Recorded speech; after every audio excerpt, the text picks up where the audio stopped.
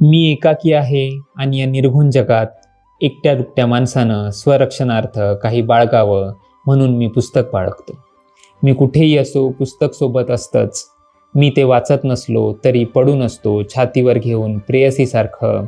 वेळी अवेळी मला एकटं पाहून धावून येणाऱ्या ओसाडावर मी पुस्तकच परसतो तलवारीसारखं.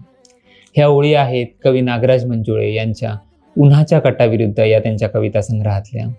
आपल्या महाराष्ट्रात फार थोर कवी होऊन गेले. कवी ग्रेस, कवी कुसुमाग्रज, माझे आवडते सुरेश भट. पण यांच्या कविता समजून घेण्यासाठी तुम्हाला ताल, लय, वृत्त, छंद याचा अभ्यास असणं गरजेचं आहे. तसंच तुमची शब्दसंपदा चांगली असण्याची गरज आहे.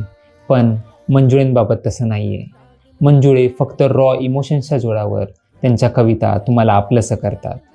कमीत कमी शब्दामध्ये जास्तीत जास्त भावना कशा पोहोचवाव्या ह्याच्यामध्ये नागराज मंजुळे यांचा हात कोणीच धरू शकत नाही. मला त्यांची अजून एक कविता फार आवडते, याच कविता संग्रहातली आहे. मी तुम्हाला वाचून दाखवतो. कवितेचं नाव आहे अ आणि ब. जाहिरातीसाठी द्यायला हरवलेल्या माणसाचाच घरात नसतो एकही नीटसा फोटो. ब, ज्यांचा घरात एकही नीटसा फोटो नसतो अशीच माणसं नेहमी हरवतात.